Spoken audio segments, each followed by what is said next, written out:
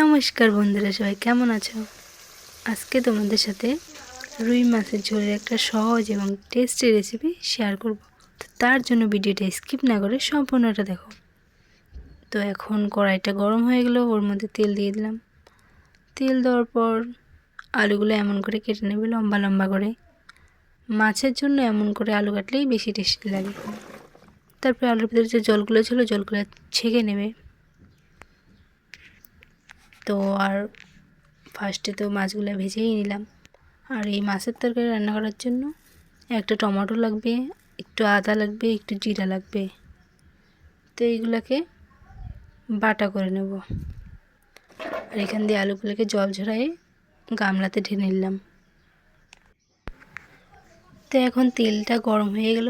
তো তেলের ভিতরে জিরাগুলো দিয়ে দিলাম। জিরা দিয়ে অল্প একটু আলু ওই তেলের ভিতরেই ছেড়ে দিলাম। তারপরে সব আলুগুলো এগুলোর ভিতরে ছেড়ে দেবো। ছেড়ে দেওয়ার পর একটু নুন দিয়ে দেবো। নুন দেওয়ার পর তো এখন কিছু সময় একটু নাড়াচাড়া করে সব আলুগুলোকে ঢেকে দেবো। ঢেকে দেওয়ার পর কিছু সময় পর ঢাকনাটা উঠিয়ে ফেলবো। তারপর আলুগুলো একটু নাড়াচাড়া করে নেব। নাড়াচাড়া করে হলুদ দিয়ে দেব। তো হলুদ দিয়ে আর একটু নাড়াচাড়া করে নেব। নাড়াচাড়া করার পর আর এইখান দিয়ে আমি জিরা আর আদা বাটা করে নিচ্ছি। আর ওইখান দিয়ে আলুগুলো হচ্ছে তত সময়। তো এখন আদা আর জিরা বাটা হয়ে গেছে। এখন এই আলুর ভিতরে দিয়ে দেব। দিয়ে একটু নাড়াচাড়া করে নেব যেন এই আদা জিরা বাটাটা সবজির সাথে ভালো করে মিক্স হয়ে যায়। তারপর ওর মধ্যে একটা টমেটো কেটে নিয়ে দিয়ে দিতে লাগবে। দিয়ে একটু নাড়াচাড়া করে নেব। নাড়াচাড়া করার পর লঙ্কার গুঁড়োগুলো দিয়ে দেব। লঙ্কার গুঁড়ো দিয়ে আবার একটু কিছু সময় নাড়াচাড়া করে নেব। নাড়াচাড়া করার পর ওর মধ্যে জল দিয়ে দেব। জল দিয়ে ঢেকে দেব যেন আলুগুলো আর টমেটোগুলো ভালো করে সিদ্ধ হয়ে যায়। টমেটোটা এখন দিলাম তো, তাই ঢেকে দিলে টমেটোটা তাড়াতাড়ি সিদ্ধ হয়ে যাবে। তখন ঢাকনা উঠে দেখি তরকারিগুলো হয়েই আসছে। তো এর মধ্যে মাছ দিয়ে দেব।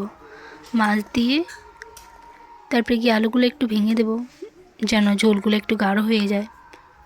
তা এখন হয়েই গেছে তরকারি। ওর মধ্যে ধনেপাতা দিয়ে দেব। ধনেপাতা দিয়ে একটু নাড়ে নেব। নাড়ার পর তরকারিটাও হয়েই আসছে। এখন হয়েই গেছে তরকারি। এখন নামিয়ে ফেলবো। এখন নামিয়ে ফেলছি।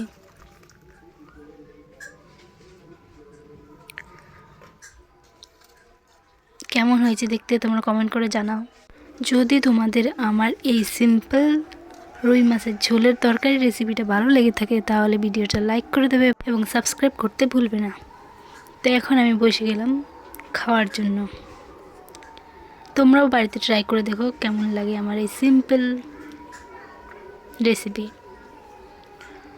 তো টমেটোটা এরকম মাখে নিয়ে দিতে লাগবে ঝোলের সাথে। তারপরে গিয়ে ভাত দিয়ে খেতে লাগবে। মাছ নিয়ে একটু ভরে ভরে